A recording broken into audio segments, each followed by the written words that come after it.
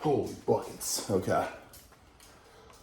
Holy buckets. To the knee joint, placing more tension on the quads. Holy that said, the buckets. forward bar position will also force your upper back to work harder, and some coaches will argue that this causes your upper back to become the limiting factor.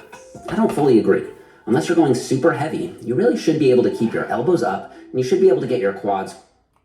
Brother, it's 100% the limiting factor. 100%. Now, unless you're, I'm not trying to be disrespectful or anything like that, but Johnny optimization, like, oh, I don't need a lot of weight. I just want to focus on, I'm telling you guys, you're going to freaking fatigue, man. Frick, I'm telling you. Unless you're going, you should be going heavy, okay? And if you're going light, then you should still go heavy to freaking prime your body to go light, but heavier. You know what I'm saying? Like, freaking, strength training 101, hottest golden tidbit. Like, because I didn't do it for years when I started. I'm like, oh, I'm gonna bench 135 for a set of 10.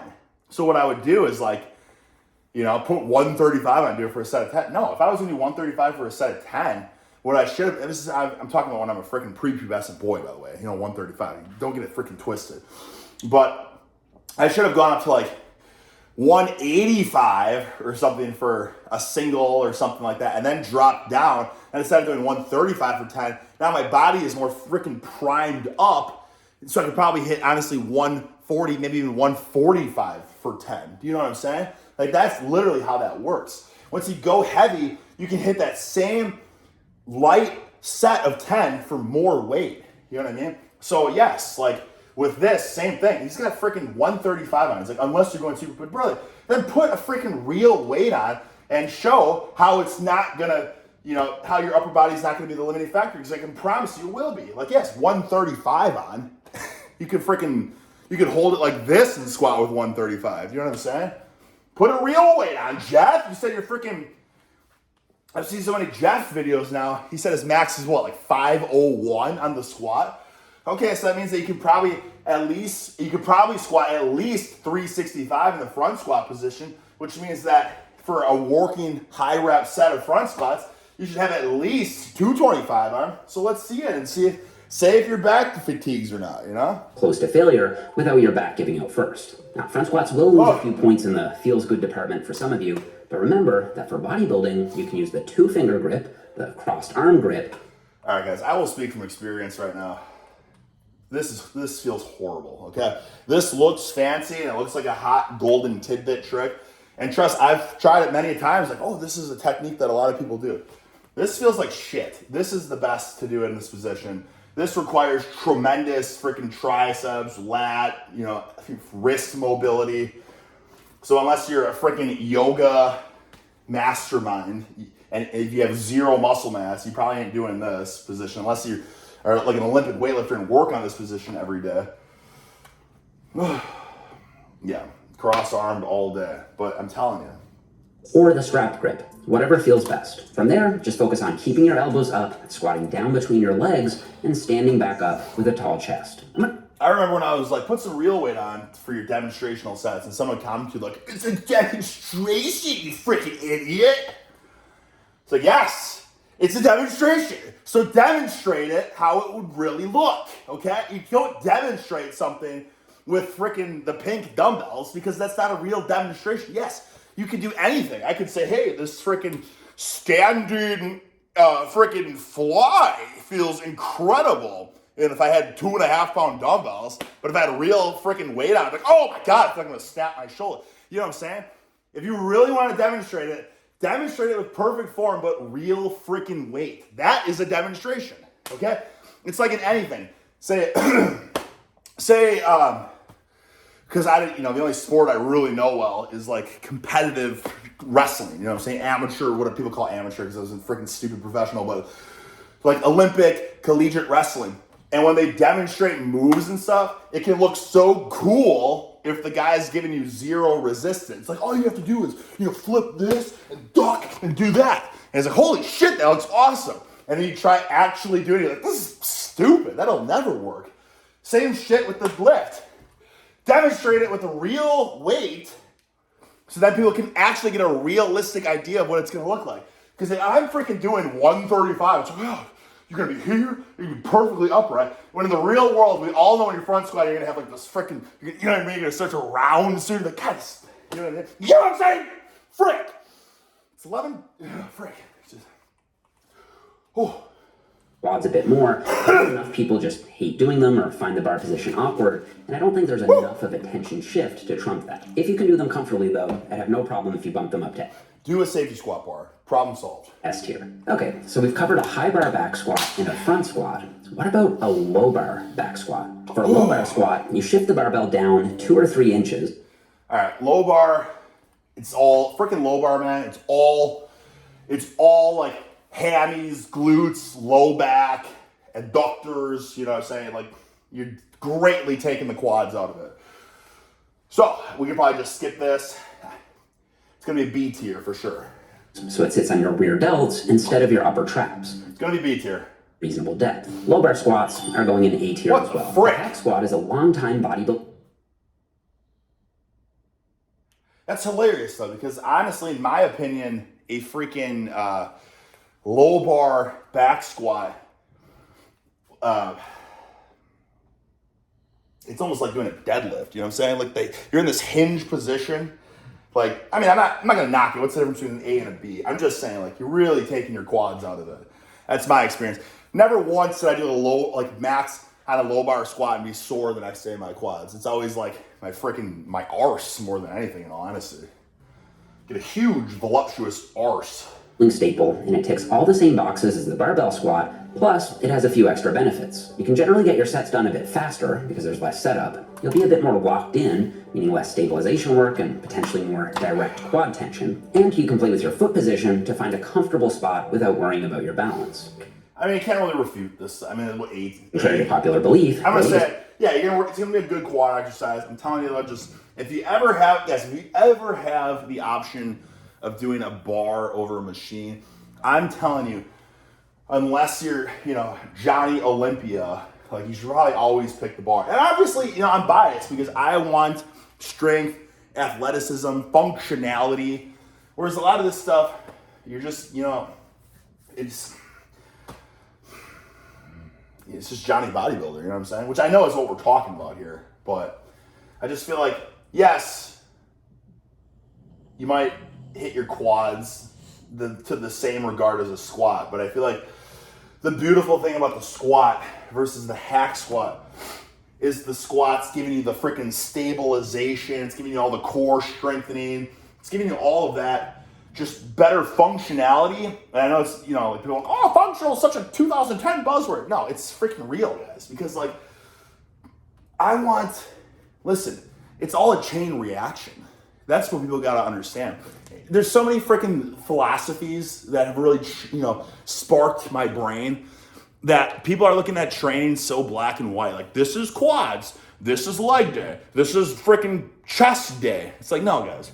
It's all one singular freaking day. It's not a day, but it all goes hand in hand. I look at things now as like, it's all a chain reaction. So if I'm doing squats for quads, yes, I want that. I want the quads, but I also want those squats to boost my deadlift, because if it boosts my deadlift, now all of a sudden it's going to boost my traps and my lats on top of that. You know what I'm saying? And if my deadlift gets bigger, my rows get bigger. And if my rows get bigger, then my freaking arms will get bigger too. You know what I'm saying? Because you're freaking hoisting huge weights. And if your arms and your rows get bigger and your forearms get bigger, then your curls get bigger.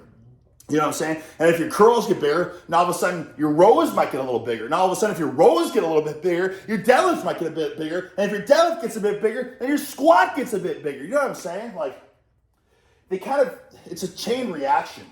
Whereas here, it's just this stupid, it's a very one-dimensional tool. And guys, I am not biased towards machines.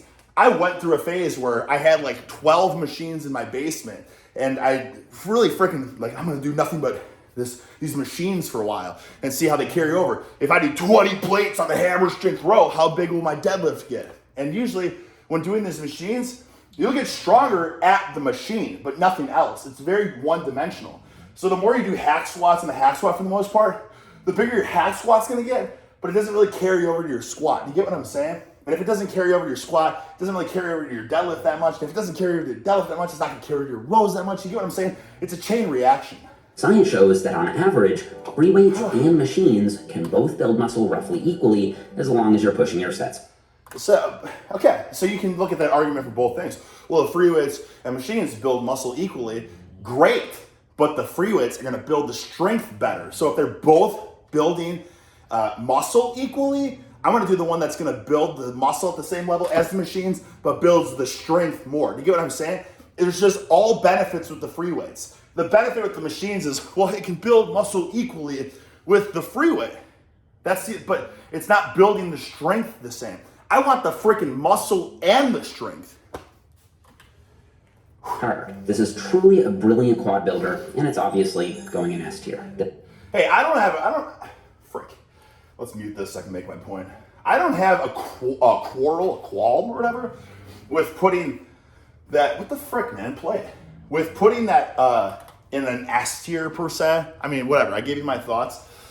I will just say this. The thing with the machines for the most part, guys, is they're heavily abused in the gym. I can't tell you how many times I've seen at the gym and on social media and stuff that when people do the hack squats, they're using the band for assistance too.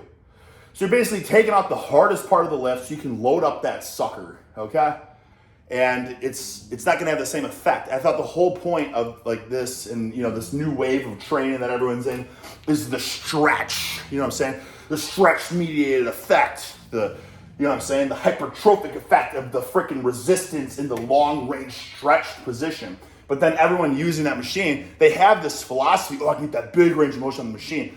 But I'm telling you, most people I see are putting this stupid freaking band on there because it feels better, right? And yeah, it does feel better, of course, because it's easier. So I'm just saying, like, those, the machines, for the most part, and that's not even to knock the freaking exercise. That has nothing to do with anything. I'm just saying to be conscious of that. When you do it yourself or when you see people doing it and all that, a lot of people are putting those bands on the freaking hack squats. Like, almost everyone I see doing it. 12 play. It was like, who's the Mr. Derek Lunsford? Derek Lunsford squats, what was 900 pounds on the hack squat. And it's like this giant monster band assistance and his training partner like helping pull up on the, you know what I mean? Like, and that's just one example. I know Chris Bumstead also uses the band. But guys, like, that's not even to say it's a bad thing. I'm not. These are like two Mr. Olympias. So who am I? I'm Rick De La Stick. These are both, freaking, ultra famous, successful Mr. Olympias. I'm just saying that this technique is so pronounced everywhere I look that even like the top freaking guys are doing it that way. Which I get it. I've done it that way as well. I've tried it out. But at the end of the day, I had to look at it and say, well, why am I really using this band? Does it? Yeah, because it feels better. But why does it feel better? Oh, because it's easier. And the whole point is to have that tension. The whole point of the hack squat that's great is you can get a huge range of motion comfortably, but do it under the freaking load, God, guys, the video's in shambles right now. It's already in shambles. And I had to talk to the freaking water people outside. So I'm debating with myself if I should edit that or if I should just leave that part in. Frick. Because if I edit, frick. I might have to leave it. I'm sorry, guys. Feels more natural than the linear hack squat, so these movements just keep getting better and better. That said, most gyms don't have a pendulum squat, so not everyone will be able to do it. Still think it belongs in S tier though. Alright, last squat type movement for now. The Smith machine squat seems to be...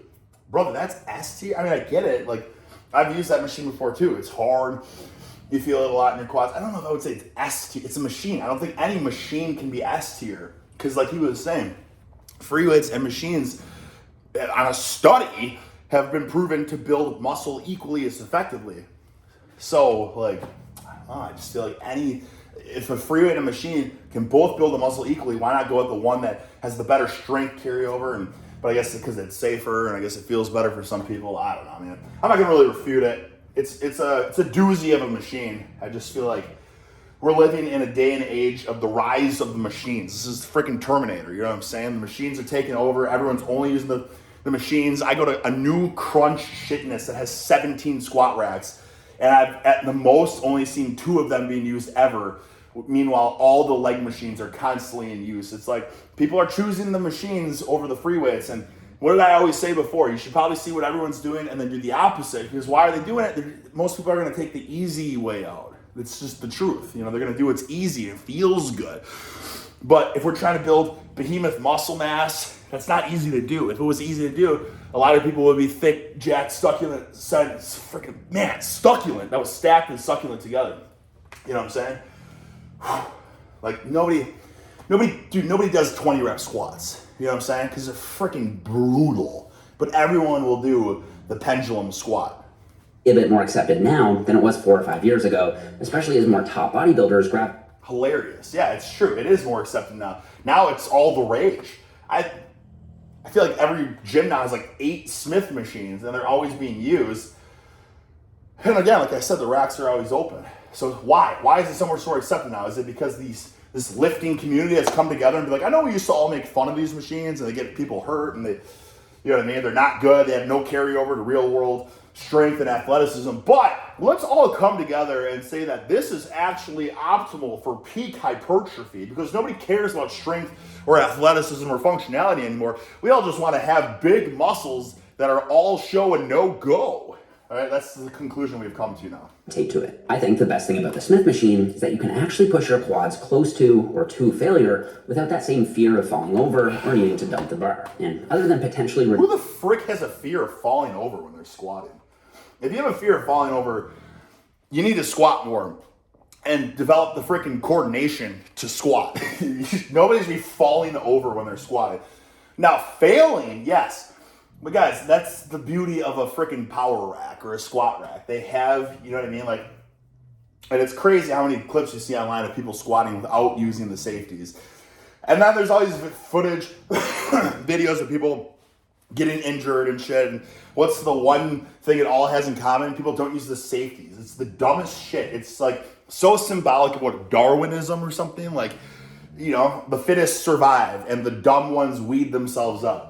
So yeah, if you want to kill yourself or get seriously injured and stuff, don't use the safeties. But if you have the intelligence of an 8-year-old, then yeah, set the safeties up. You know what I mean? Like, nobody should have a fear of falling over when squatting. Carry on. Use stabilizer involvement. It really is the same basic movement pattern as the free weight barbell squat. And so for hypertrophy, it also has to go in. Get your ass out of here. Let's move on to the 45-degree leg press. Since you're also flexing and extending the knee, the quads will, of course. Okay. All right, a leg press. Dude, like, if you're going to make the Smith machine S tier, the freaking leg press might as well be. Literally every exercise you're showing might as well just be S tier then. Because they are all going to just annihilate your muscles if you push it hard enough. Do you know what I'm saying? That's the thing with anything. As long as you do it hard enough, it's S tier. You can take the shittiest exercise in the world, but if you go freaking full cojones, balls to the wall, it's S tier. You know what I'm saying? It's not the exercise, it's the application, the freaking intensity that you bring it. That's what makes it S tier or F tier.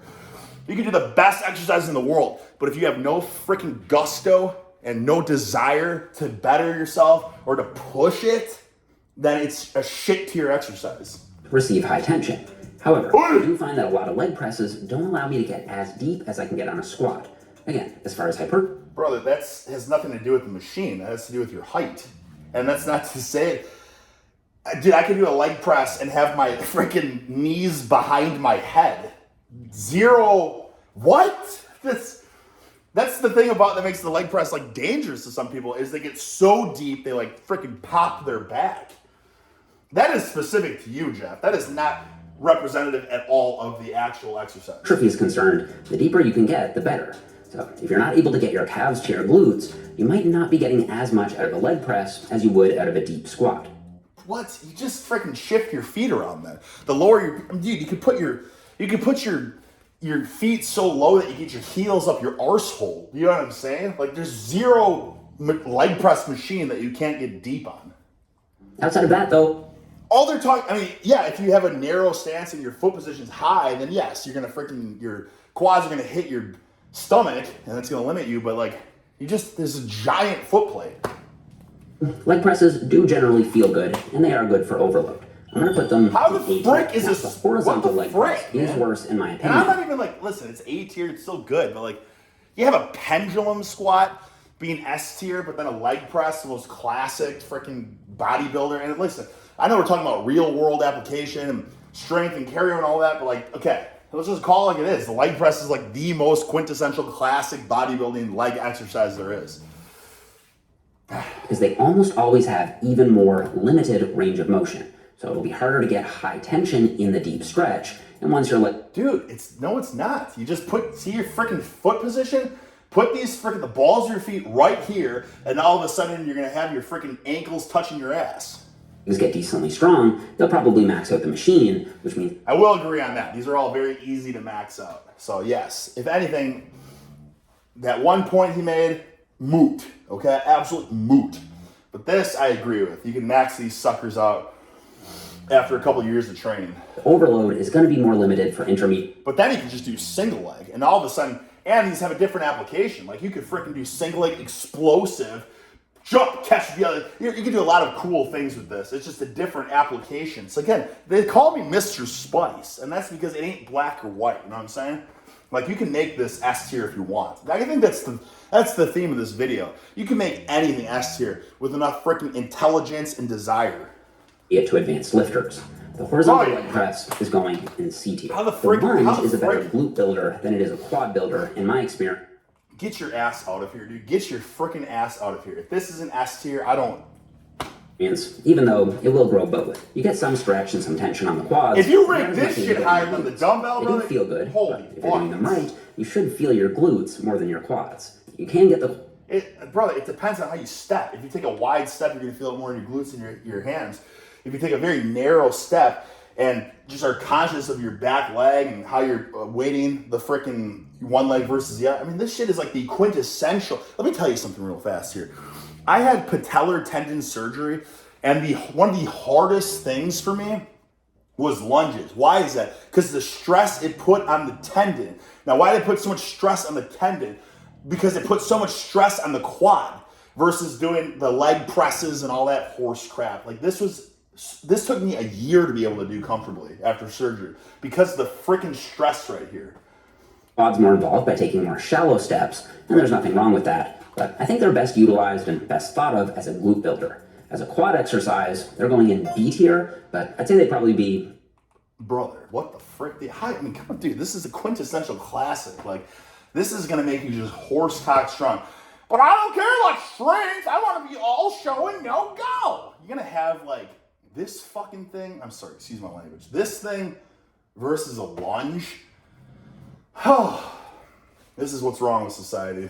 A or S tier for glute growth. All right, the leg extension. This is a surprisingly controversial one. Some people say that they're bad for your knees.